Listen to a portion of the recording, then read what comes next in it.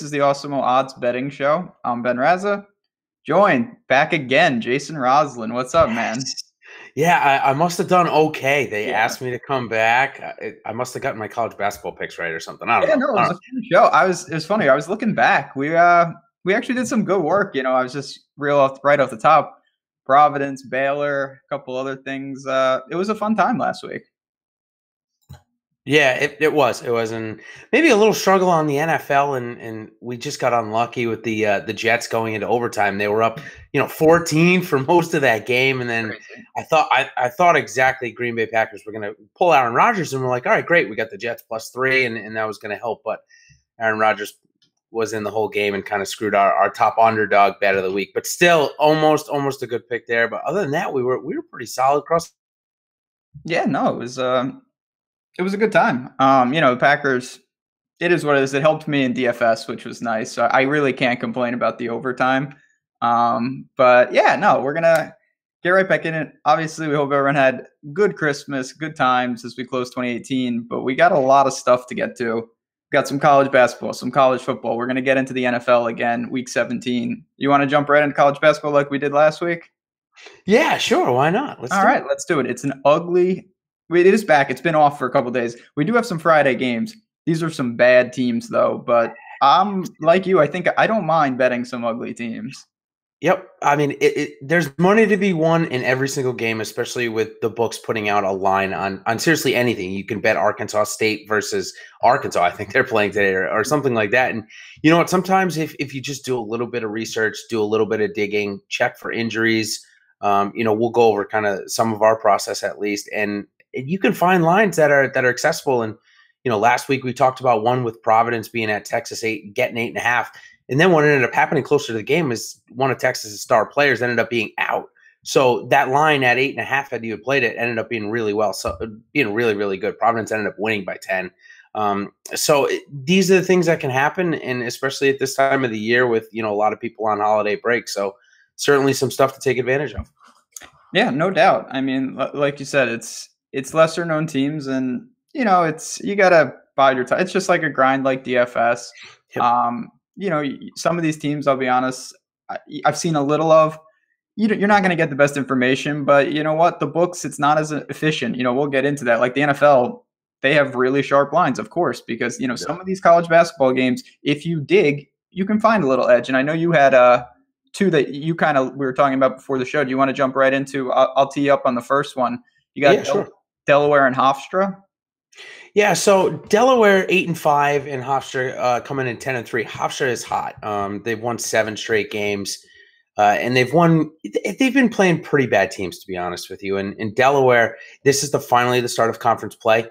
So all these conference games we know are going to be a lot more difficult.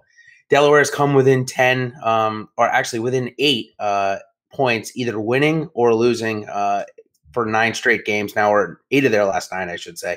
So, and Delaware's getting 10.5. Now, I know it's a road game at Hofstra, but I think that this conference is going to be a little more hotly contested, and 10.5 just seems like a really large line for an opening game. And I know it's a road game, and we love to go on the home team, but 10.5 seems like a little bit too much for a team that kind of seems evenly matched.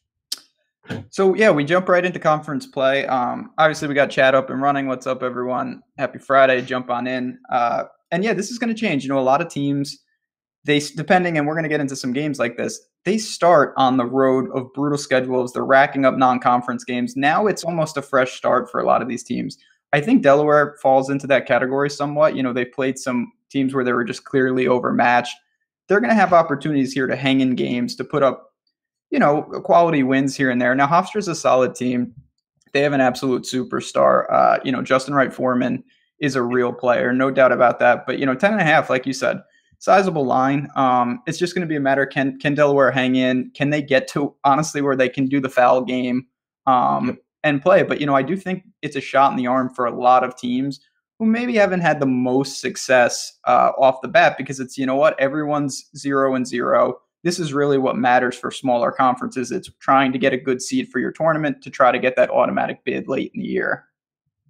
Definitely, and obviously in conferences like this, they're only going to get one bid. I mean, Even with Hofstra having that really good player, they would have had to go undefeated to even get, even recognized for an at-large. So the next one, this one's a little more difficult for me. I am taking the home side angle here against two teams that really look totally evenly matched, and that's North Dakota against IPFW. I think I said it. I think I got the The old letter. Mastodons. Yeah, these are Yeah, right. some real shady teams. But yeah, go ahead. North Dakota, obviously, I know you were kind of leaning towards them. Yeah, I'm leaning towards them at this point. They're both North Dakota's a little bit worse, but they've only lost once at home this year, and IBFW have only won once on the road this year. It isn't a conference game yet for them. I don't think, if I look correctly, it just seems like it was kind of one of those games where the books maybe took the overall records, which IPFW has for it. Where North Dakota, like I said, they've only lost once at home all year. Definitely play so much better as all their other losses have come on the road. So just kind of taking the home angle here. Yeah, these are tough teams, and like you said, they're both in the Summit League, so this does kick off conference. This does okay. Yep. And it's tough to gauge. They're a good example. This team, they've gone on the road. They played Kentucky. They played some other teams where, yeah, some ugly losses, but they do seem more comfortable at home. And in college sports specifically, home court is gigantic. You see it time and time again. Most of these teams, honestly, the talent levels are somewhat similar, unless you have an outlier in a small conference. It's, are you at home, kind of where are you at? So I don't mind that. And, I'm going for my game. There's a game at 2 p.m. today, so early degenerate special here. It's Detroit Mercy and Youngstown State. Another same concept. They're kicking off their conference play. And I'm going with, what I kind of look at with teams like this is, do you have maybe a special player? And Detroit does. They have a freshman who is, I think, unbelievable. Ant Davis has really been just, I think, a surprise, coach's son, and he's doing the heavy lifting for them. Youngstown State's a team I don't know much about. They've both struggled mightily this year, only a handful of wins, and that's because they both played brutal schedules. So I think this is a spot, though. Detroit's getting 2 on the road. I think they can lean on clearly the best player on the court and possibly get off to a quick start. Like I said, in a league where, for this is what really matters. It doesn't matter that they've gone out and played top teams and got smoked. That's not they're not building a resume to be an at-large bid like you referenced. Right, exactly. So, and obviously when they have, sorry, I'm getting a little echo in the background, my bad. No, that happens here and there. Yeah. And I get that sometimes. So when there's a star player, like you said, especially in these lower leagues, we definitely want to look at the star player and getting to conference game. I'm definitely going to side with you in Detroit here. No problems there. Yeah, no, it's like I said, it's tough. This is not the finals, it's winter break. Teams have been off. There's just not a lot of marquee matchups right now, which again, you can dig for some value. It is tough because these teams, just most of them either have really inexperienced lineups that don't have great talent. Obviously, information is a little scarce. So for a Friday, a couple games here and there to pad around. Obviously, it's bowl season right now. We got plenty of college football to get to. Anything else before we jump into that on the college basketball front? No, and I think when you start to see lines like Gonzaga, given 37, it's just tough to bet those games. We will, as the season gets later on and we get into conference play, you will get some good matchups. I like focusing on the Atlantic 10 just because I know, that's where my alma mater is, and mine too. So I focus on a lot of those games. I'm excited to get into those. Conference play is a lot of fun, and there will be lines where we can take advantage of. So bear with us through this little stretch, but we're getting into the thick and heavy of it. So absolutely, we'll go right into college football. I'm gonna let you. Last week you killed it with Army. I mean, they didn't even have a chance against Houston. So that was a really good tip there. What do you see this week with I think we got like 6 games tomorrow. Is that correct? Yeah, so there's a handful. There's 3 today. There's the playoff is tomorrow, in addition to a couple others. And it's good. We got a friend of the show, a couple of good friends of the show in chat that are. I know we are going to have plenty of golf talk. Don't worry. I know we're getting there. For golfers for sure, but I know it's a little different right now, having us talk some other sports. But yeah, Yep. today we got there's a couple good ones today. I do like Syracuse. I'll just hit that real quick, and then we can talk about some of the games we had talked about pre-show. They're Sure. playing West Virginia today, and it's simple as this: West Virginia's quarterback Will Grier is sitting out. He's preparing for the NFL draft, and I don't think they have anyone even remotely competent behind him. So right off the top, I'm going with Syracuse. I need it. Last two nights have been rough. Not gonna lie, Cal and Vandy, some ugly showings for me in the last two. So we're gonna get back on track today. But the game tomorrow, one of many. We got Michigan and Florida, which two teams. Michigan especially, they had real big expectations. They wanted to get into the playoff. Obviously, Ohio State destroyed them late. Now they're another one. They have three key weapons sitting out. Do they come in unmotivated? That's my big question. We've talked about this a little. You got to worry about motivation with some of these teams that were kind of hoping to be in the playoffs. Now they've fallen short and they're in the Outback Bowl. It's where are they really at? The Peach Bowl. I don't know. I kind of actually lean with the Gators here, even though all in all, I think Michigan is the better team.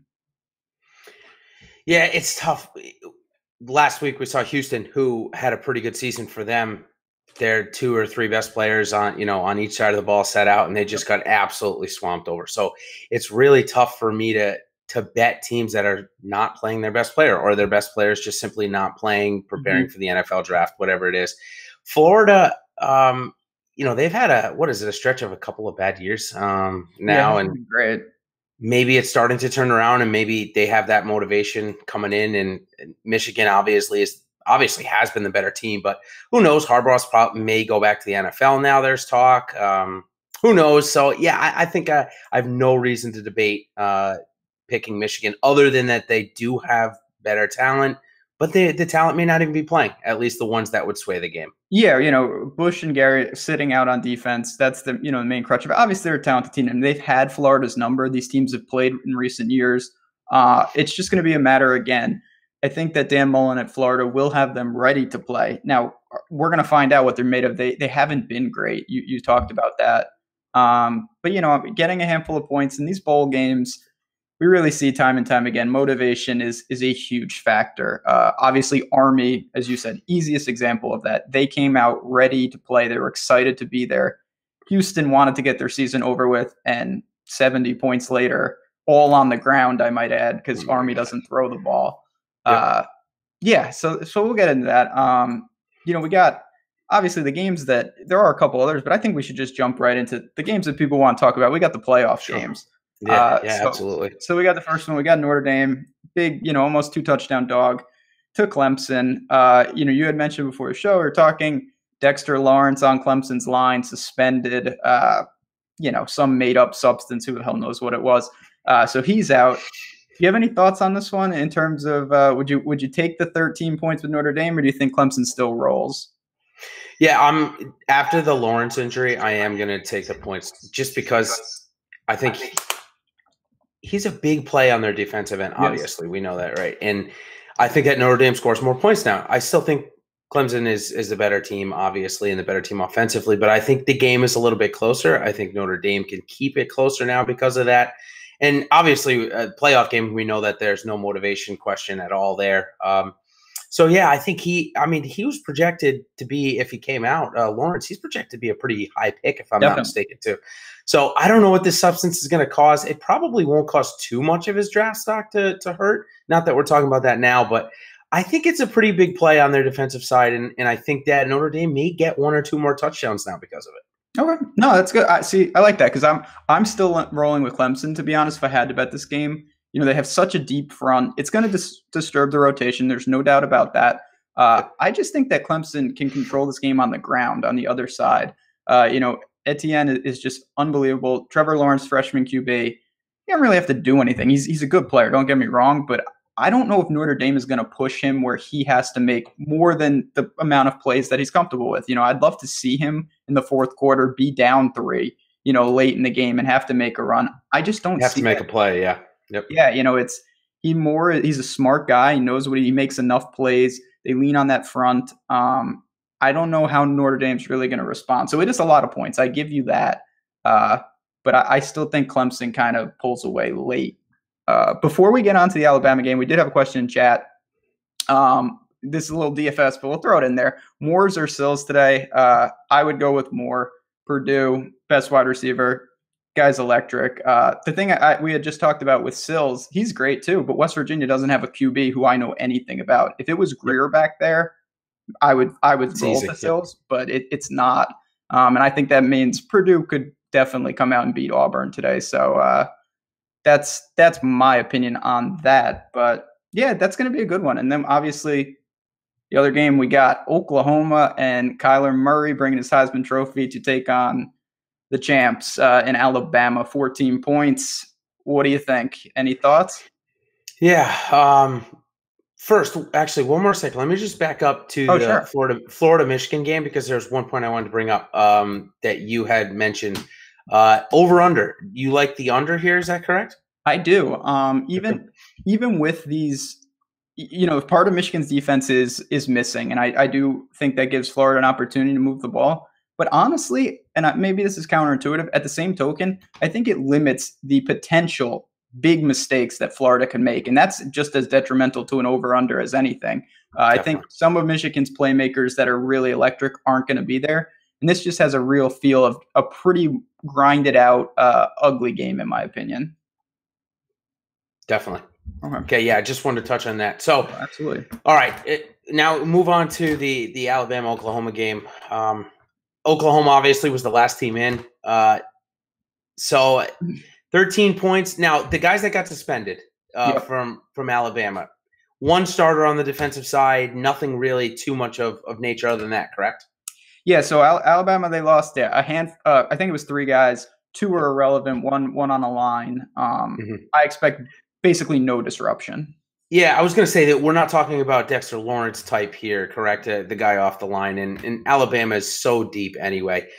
Murray is good. Obviously, he won the Heisman. He's dual threat to some degree, although he's probably a little bit better throwing the ball. I would think. He's going to go play baseball now. Yes. This is going to be his last game, supposedly. We'll see about that.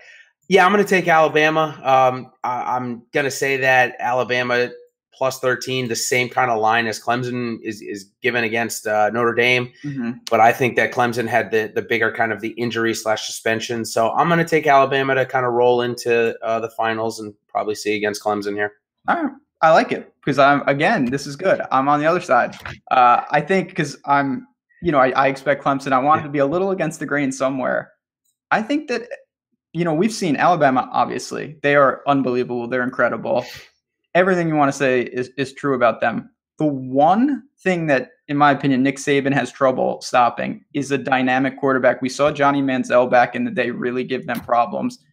Kyler Murray, with his ability to move, obviously it's a double threat. I think they can put up enough points to push Alabama. Now, the problem is I do think there is a legitimate chance that Alabama scores 60 points in this game, and that's going to be a major problem. Oklahoma's defense is going to have to come up with either a couple lucky turnovers or just a few stops to just hold the momentum. Because, you can't ask Kyler Murray. I think Hollywood Brown, who's their best receiver, is going to play. That will help.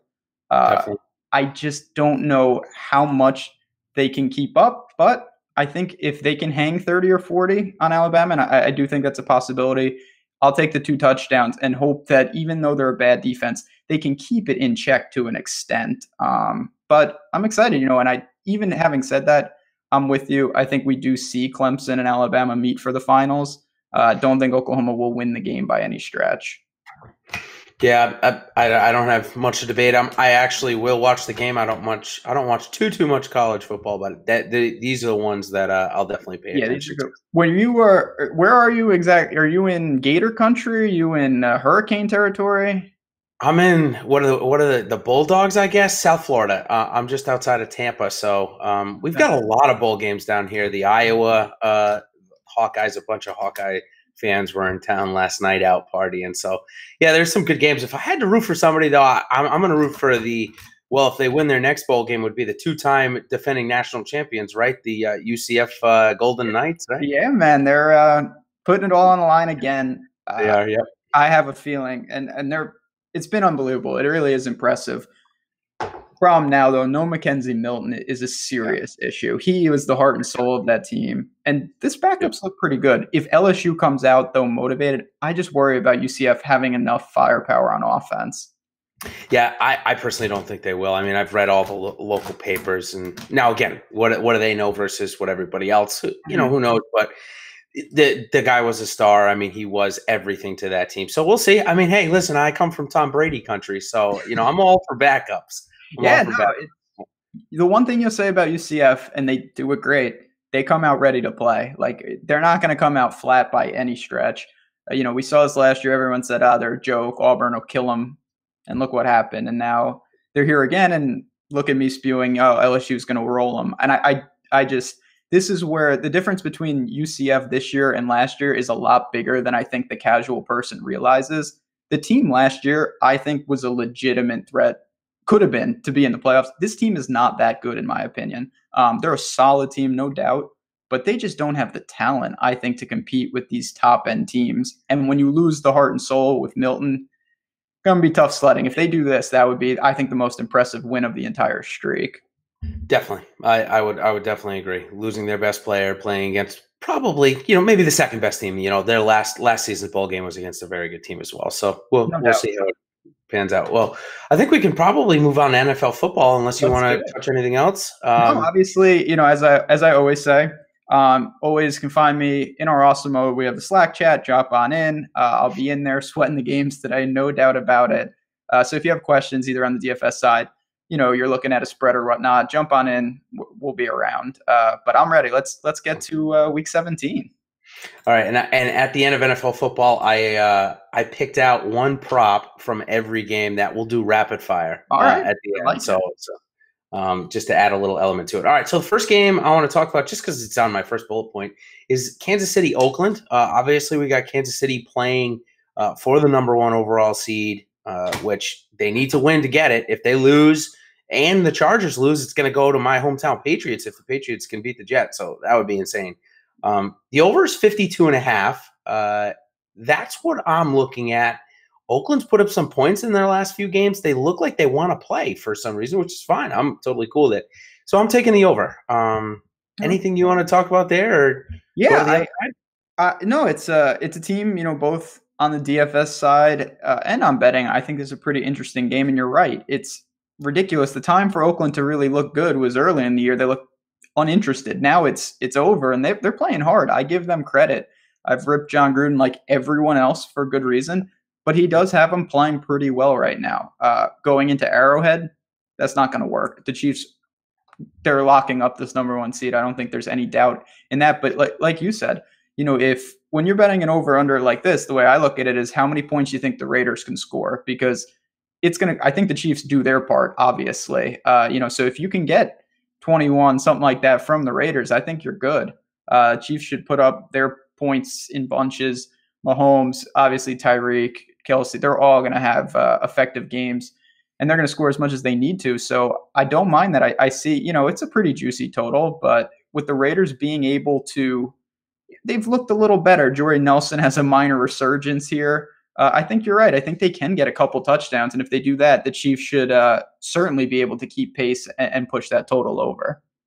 Yeah, what's going on with this Jordy Nelson? Like, he had one good game earlier in the season, disappeared for maybe the bulk of the fantasy season. He just basically disappeared, and now all of a sudden he's back. The target's back. He looks pretty good. It's almost like John Gruden's like, you know what? We're moving to Las Vegas. We're going to tank, but we don't want the number 1 overall pick because you got to pay him too much money. Right, so we want the number, like, what are they going for? 5 right now? They keep winning. Yeah, it's.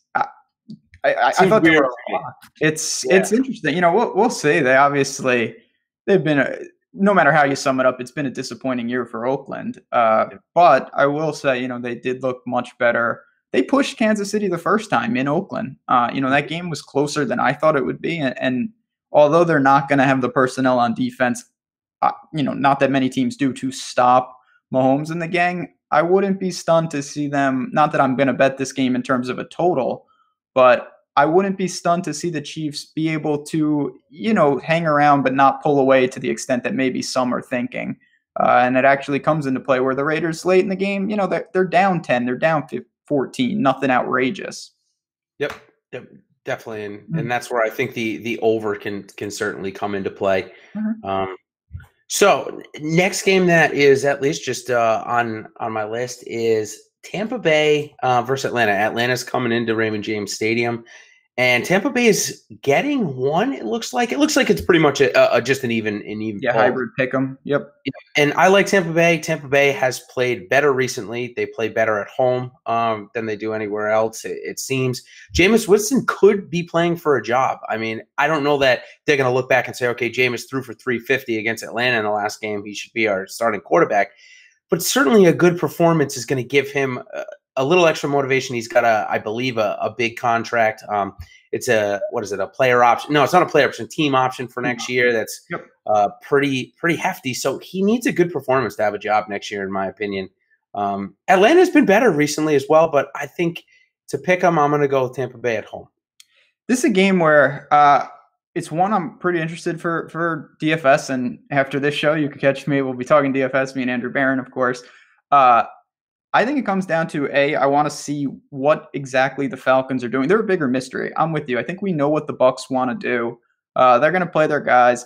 I have heard some whispers about maybe they want to get in Ryan Griffin, who's the backup, the third string guy. I don't know how much I really believe that.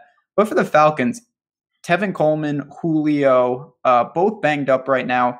If they sit, this could be an opportunity for the Falcons to really kind of almost punt this game from a personnel standpoint, get some young guys some looks. And if that happens, I'm with you. I think Tampa at home, with just guys who have been out there, the Peyton Barbers of the world are certainly more known commodity than Brian Hill. Obviously, Ridley and Sanu will be out there, but the Falcons are a team I kind of want to wait and see exactly what they're doing. If everyone is out there, I think they have what it takes to go in there and find a win. But if they start benching and it's sitting some guys that are nicked up, it could go south in a hurry for a team that clearly underachieved this year.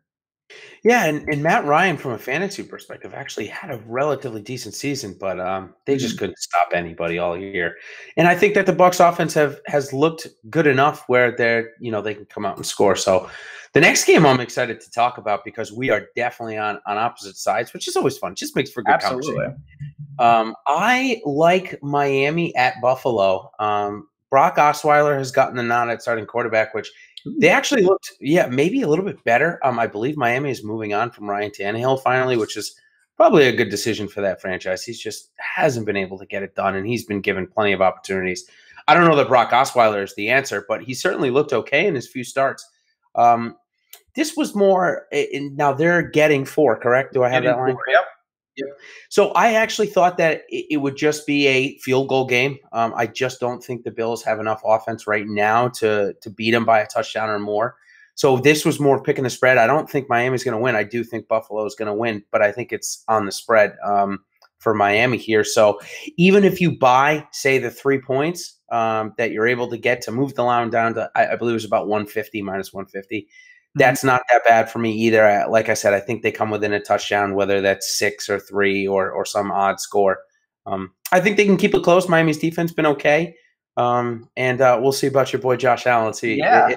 Is he the reason that you like him, or is there another one? I do think the Bills, honestly, when it gets this late in the season, it almost is like a bell curve for me. The teams that are awful, I almost get more interested in because I know they've been awful. Like the Bills are not going to disrupt from week 16 to week 17.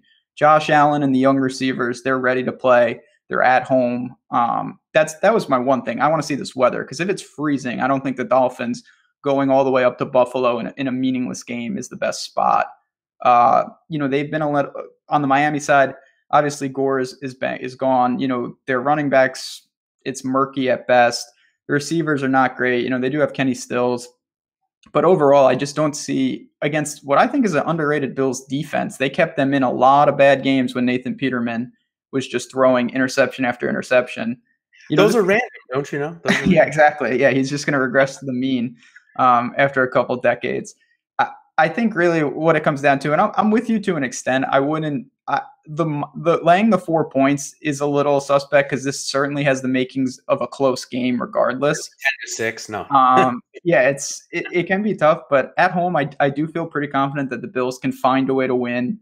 I think they're the more motivated team. I am a Josh Allen guy. I think they have the better quarterback in a matchup like this. He ran wild on Miami the first time. That was his best game of the year, no doubt about it. So I do think at home, especially if it's cold, I'll lay the points. Maybe we'll throw them in a money line parlay as well, where the Bills just have to win the game. Give Yep. myself a little more cushion in case it does come. You hate to lose by the hook on a field goal. Yep. And I think that for me, if looking at Josh Allen's running stats against Miami last time was outrageous, and Miami does have a really good middle linebacker, and I'm just surprised that Alonzo just didn't match up against Allen, as Allen is their best player. Did he play? Was he hurt? I mean, I don't think he's been hurt all year. Alonzo, I'm talking about. So Yeah. I will say, to your point, it's a lot harder going against the guy for defense. A lot easier going against him a second time. I think Josh Allen caught a lot of people off guard with his mobility. Some of these teams that are going to see him as we get into next year and whatnot, they're not going to be giving up 140 yards rushing to him. They will have a spy. They will be ready. It's just going to be, can he develop Foster and Zay Jones on the outside enough to give him a dynamic balance? Because lately their offense has truly been Josh Allen just running for his life, and that's not sustainable. no, and I think if they, not to get too much into next year, Josh Allen has very similar characteristics to Mitch Trubisky in Chicago, just with their mobility, their arm strength. They're kind of similar players in that regard. So hopefully the progression is such for Josh Allen over the offseason. But that comes around the pieces too. LaShawn McCoy's towards the end of his career and always banged up. So hopefully they can get some pieces around him. But for this game, I like Miami to stay in it. So that good conversation though. I enjoyed that. The next game that I like, it's a must, maybe not a must win, but the Chargers could put themselves in position for a number 1 overall seed if Oakland can pull an upset. They are going into Denver. They're laying 6.5, but Denver's missing their best player, Jalen Lindsey. Not going to play. Case Keenum has been suspect. Their wide receiver core is totally banged up. Although, Cortland Sutton and Hamilton have come on at least a little strong. I just like the Chargers to go out and beat them by 14 or 21 here and possibly get themselves a number 1 seed. The Chargers, interesting team. Obviously, they were a little banged up. It looks like everyone's kind of come back. I was disappointed. I think, like most, I thought they should have beaten the Ravens. I expected a better effort there. But this is a spot. I look at this game more on not even what the Chargers are going to do. Denver seems to be in just a pure free fall. The Raiders obviously just worked them, and I think Vance Joseph, game's over for him at this point. They don't seem to have it, and I know they play much better at home. The thin air and whatnot, Mile High is not an easy place to go into regardless. I just think in a game where the Chargers are either not, in my opinion, and I think you would agree, Chargers aren't going to get the number 1 seed. I don't see it happening, but I still think they want to get into that wild card game with some momentum. I don't think it would be the best form to come in kind of in a free-for-all, losing to the Ravens, losing to the Broncos, and then you got to play on wild card weekend. That doesn't seem ideal. So I'm with you. It's less than a touchdown. This is a game I just expect talent to win out, and the Chargers are just the better team regardless of venue. Yeah, and if they, actually, if they lose, it's likely they're going to have to play against Baltimore if Baltimore wins, right, in that 4th spot. So to lose against Baltimore and then to lose against Denver and then have to go back to Baltimore because they are going to have to go. Yeah. So that just kind of seems this would be a nice pickup to win in Denver, and especially if they win by 21, something like that. So that's kind of what I'm looking at. Yeah. We did have just real quick couple of questions from the chat. When am I going to be on the Pat Mayo show? I was on it yesterday, so you can check that out, Warner Brothers. Do you have any thoughts? We had a friend of the show, Badger, saying since he backdoored the cover last week, but they're going into Pittsburgh because that's the other side of the AFC scenario. So if Baltimore loses and Pittsburgh wins, Pittsburgh goes. But Pittsburgh needs the Browns to beat the Ravens. I expect Pittsburgh to do their part of what they can control and really lay it on. Since you have a thought there? Yeah, since he did backdoor that cover last week, it's funny. That was the bad beat section was actually I said in that to buy the 2 points, and you needed to buy the 2 points. Really did, yeah. Crazy. Yeah, I don't see Cincy coming in and doing that this week. Pittsburgh looked, for all intents, they looked really good against New Orleans. They just couldn't get it done. which is too bad. It was a fun game to watch. I enjoyed watching that game. Antonio Brown crushed some hopes and dreams of my fantasy leagues, but that's all right. I needed him. That was very clutch. Very clutch. Yeah, it's bound to happen. Yeah, I don't see them. I don't see them in this game at all. They had enough probably last week because the Browns are just not quite there to be a top end team. I really do like Baker Mayfield. I think they have a chance to beat Baltimore this week because I don't think Baltimore is a top end team. They're a run heavy offense where I think when they come up against the Patriots or the Chiefs in the playoffs, I think they're going to lose pretty easily. I could be dead wrong. I just don't think that they're going to be able to play against them, especially if these teams can stop the run. So, we'll see. I think that I hope Pittsburgh doesn't backdoor a playoff spot because if the Patriots have to see either one of those teams, I would rather play Baltimore. I would rather play Baltimore than Pittsburgh at this point. That's very interesting. I feel like Baltimore, I went to college in Massachusetts, so I'm not a Patriots fan, but most of the people I talk to Baltimore's the one team they always seem to give you guys, just thinking back historically when you had the great team, Baltimore was the one team that could always physically at least give you a challenge. Stanley. Yeah, but it's going to be, I think just summing up the Steelers, not that we really need to talk about this. The Steelers didn't lose their season by losing in the Superdome last week. That was not the game they gave away. They played hard. They lost to a really good team. It was losing to the Raiders. It was giving up a game with Denver. They gave so many games away early in the year, and then they're trying to go. You couldn't pick a worse spot to need a win going into New Orleans. That's not the game to really get, and now they have to rely on the Browns. But I'm with you. I think Cleveland, I'm not going to say they win the game, but I wouldn't be stunned to see them in Baltimore in a real dogfight on Sunday. Absolutely. So I think to answer your question, I think we're to the chat question. I think we're probably both on Pittsburgh to cover. We don't think can do it. The other spot that you liked, pre-show that we talked about, is the Vikings 4.5. You want to just give us a quick note on that? Yeah, so that's the other side of it. Obviously, in the NFC, we got the Vikings control their own destiny. They win, they're in. If they lose, the Eagles have a chance to get that wild card spot. But it's a murky situation because they're playing the Bears, who are a good team, and the Bears have I think, a remote chance to get the bye. They would need the Rams to lose. I don't see that happening. And this just comes down to, this is a Vikings team that's playing a little better. They're at home. They've gotten a little healthier. Everson Griffin being back on the defensive line really helped the pressure. And on offense, I think everyone, even from a fantasy perspective, sees that if Kirk Cousins doesn't do incredibly stupid things, they're a pretty effective offense. They still have plenty of weapons. Dalvin Cook is a player. There's no doubt about it.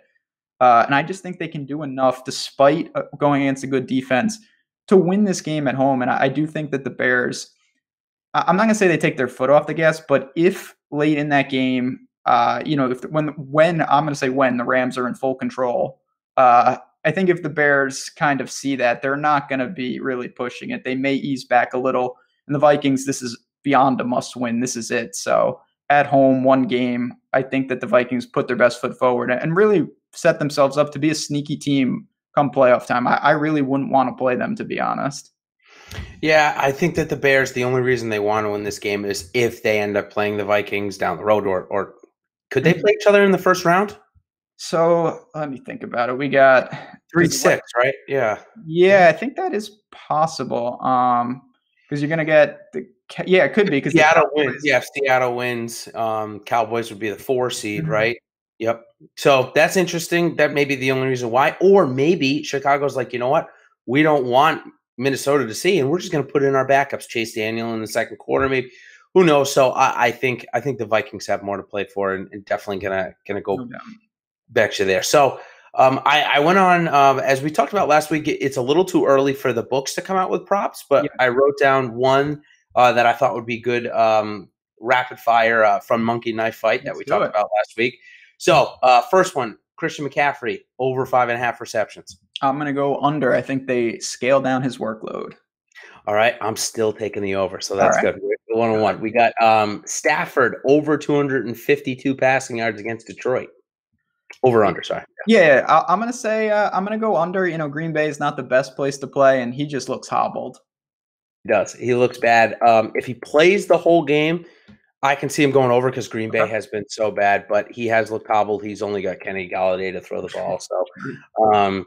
I'll take the over. We'll split it again. All right. Jameis Winston, over under 265 passing yards.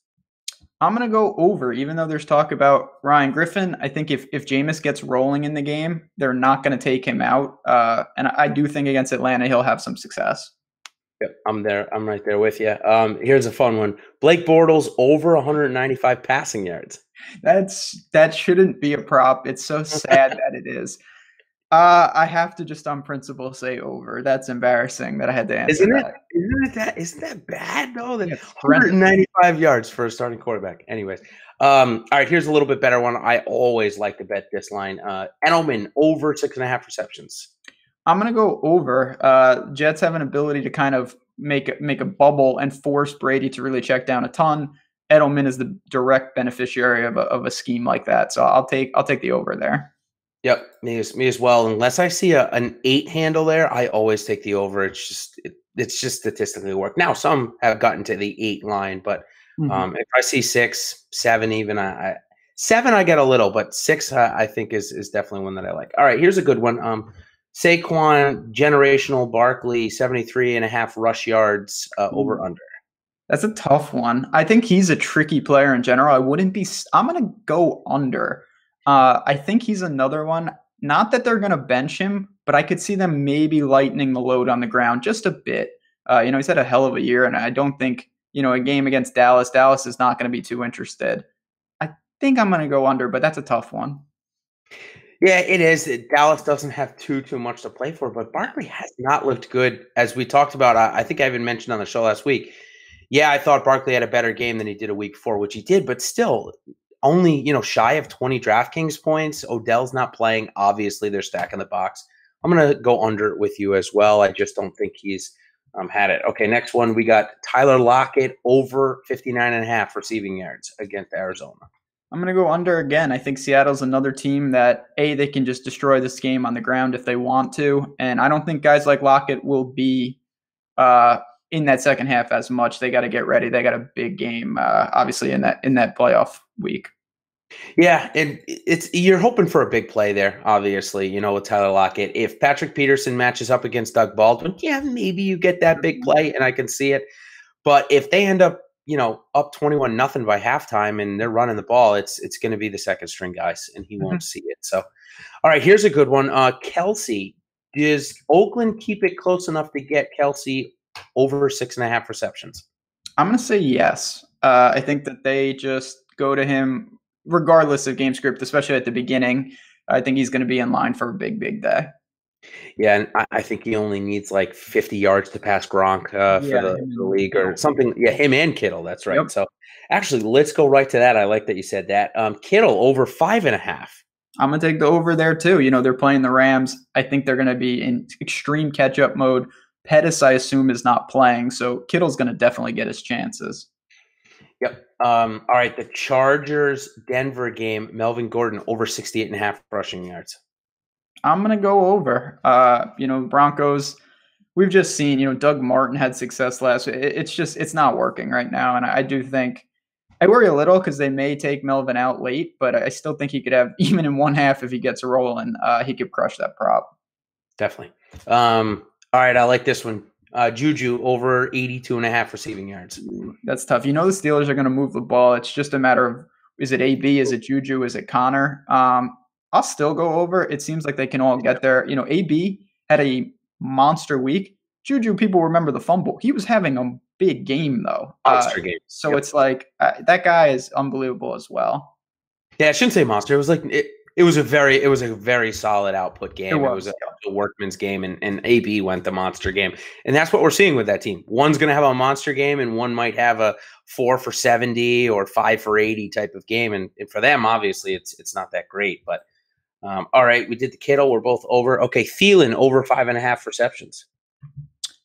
I'm going to go over. That's just kind of a hunch going with my Cousins Vikings. I think if the Vikings win this game, Thielen's going to have to be involved. So sticking with that theme, I'll go over there. Yep. I definitely agree. Thielen actually has only gotten over 5 receptions once in his last 3 games, which you got to think that's going to change for one of the best receivers. Last week he had 5. The week before he had 4, and then I think if I'm looking at my game log correctly. But anyways, I thought that was a pretty good line, but I'm taking the over as well on it. Next one I have is Foles against Washington, over 257 yards passing. It's like half of what he had last week. Yeah, right. I do think that he comes back. Obviously, he's coming back to earth a little. I'll still go over there. That's an interesting game. I don't know what to make of the Eagles this week. I think they do win, but I'm not sure exactly how that one plays out. Yeah, it's a tough one to do. Actually, so I'm looking at Thielen just so I gave the right. He's actually had 5 receptions exactly in 3 of his last 4 games, and 2 in between that. So that's a good line. I like that one, but I think that changes this week. I'm with you as well. All right, Jarvis Landry against Baltimore, 52.5 receiving yards. Yeesh. I know, it's another tough one, right? It's tough, yeah. I'm going to go over, though. I know Baltimore's a very good defense, but Baker, I think at crunch time, still looks to him and Njoku as his primary weapons on the outside. So he can rack up the catches even in an inefficient game. All right, I'm going to take the under on this one. All right. And thinking that Baker's going to get outplayed by the defense. Fair enough. Yeah, I mean, it's tough. Baker, that's going to be a telling, and it'll be interesting to see where he progresses next year with Baker. Definitely. All right, last one is the Sunday night game, and I have the over here. T.Y. Hilton, 5.5 receptions. I'm going to go under. I think, under? Yeah, okay. I like the Colts. I hope they win the game. I think Titans win the game, though, at home, and I think they find ways to limit him. So not in the dome. I'm going to take the under with T.Y. All right, that was our rapid fire prop session. Yeah, I hope you guys like it. And like I said, they aren't official lines. I expect them to be very close. I back checked it last week, as we talked about, and all of them were very, very close, if not the exact lines. So sure. So that was cool. Try to add that in. Yeah, that's always a fun time. Yeah, before we go to PGA, you want to touch on NFL at all? Sure. Yeah, I mean, the last thing I think we did have a question from chat, just real quick. If you had to pick, you have a Super Bowl matchup you think that could come to fruition? That I want or that I think? That's a loaded question. I know for you. Good point. Yeah. I mean, I want the Patriots. Obviously, I want them every year. I'm never going to not want the Patriots. But I think the AFC is more wide open. I think the NFC really. I think the Saints are looking too good. Their defense is starting to come on. I think the Rams can give them a game. And I think maybe the Bears, because of Khalil Mack, couldn't give them a game. And I don't mean to single him out, but he can really take over the defensive side of the ball. We've seen him do it for at least one half. Can he do it the whole game in the playoffs is going to be the question. So I think it comes down to 3. But in the AFC, with Kareem Hunt going down, Kansas City has looked beatable. The Chargers, the same thing. The Patriots, the same thing. Houston, the same thing. So it's really, for me, you could see the 6th seed go all the way from the AFC. So I really don't have a Super Bowl matchup I like on the AFC that I'm leaning toward. I think the NFC comes down to three teams, though. Yeah, I'm in line with you. Saints locking up home field is just massive. Can they be beat? Yeah, of course they can, but it's going to take a big effort from someone. In the AFC, I obviously hope I'm wrong. I think the Patriots are going to get through. I really do. I think they're going to get the Texans after the bye, and they're going to beat them. It's going to come down to one game, possibly in Arrowhead, or if the Chiefs get knocked out, it could be the Chargers going up to Foxborough late in the year. That's not a recipe for success. So despite them, I don't think they're nearly as good as we're used to seeing. I just think they have a really potentially good draw, and it may come down to one game. And if it's in Foxborough, I don't know how you don't look to the Patriots, who are still just deadly at home. Yep. I mean, obviously, we all know that Josh Gordon not being on the field is going to affect the Patriots offense.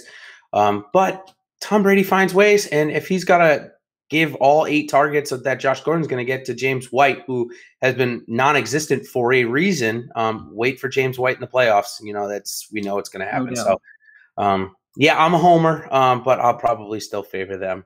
Fair enough. We got about 5 minutes left.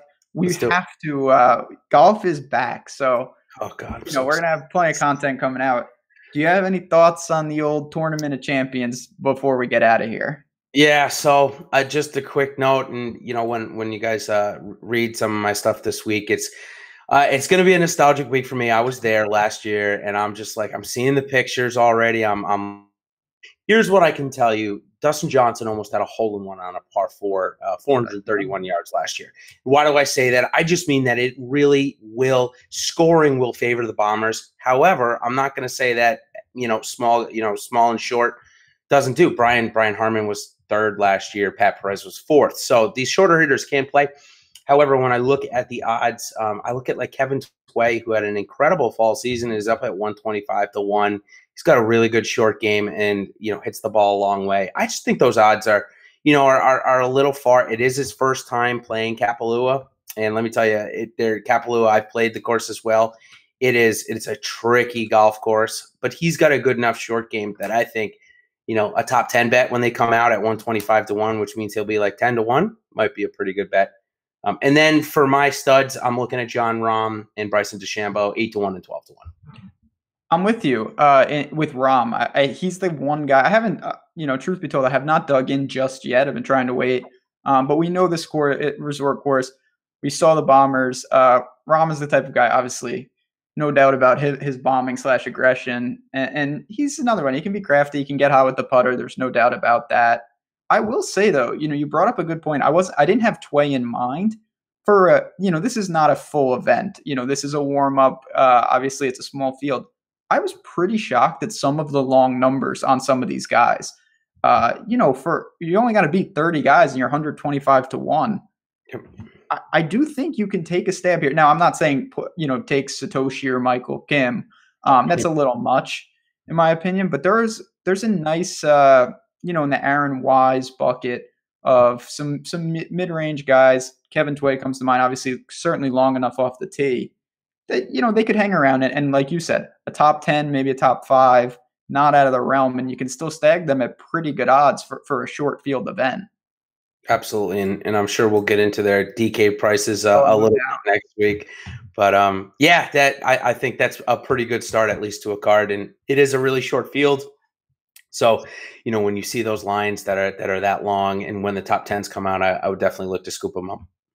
Absolutely. And we do have a couple people in chat, and I know I can speak for you when I say they said I haven't tried out golf DFS.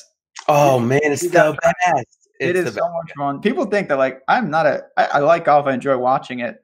I prefer college football. Like I got into DFS golf because it is a blast. It is one of the best sports just from an entertainment standpoint. You get a 4-day sweat, hopefully.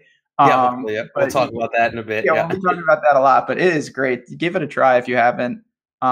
It's certainly a load of fun. We're going to have a ton of content. Before we get out, obviously, if you can hit the like button, it always does help us. Final thoughts from you before we close up shop on a Friday. DFS wise for football, week 17 is always the highest variance because we never know. It's like playing a preseason game. So from my own side, understand that when you go to play it. I always try to. I'm not going to say like limit bankroll or anything like that because everybody's bankroll is different. But I would just be wary of that. And last note on me is Patriots take care of business and let's bring it home. All right. Yeah, well said. I will second that. Perfect segue for me. 2:30. I'm going to be breaking down the DFS slate, and I'm going to be talking about not, again, bankroll is your own personal preference, but this is a week where there's a lot of extra unknowns. We just don't know what some of these teams are going to be doing.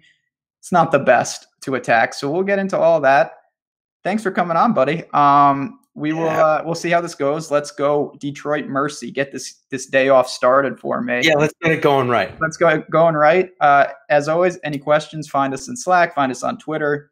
Handles are below our names. Thanks for tuning in. We'll see you guys next week.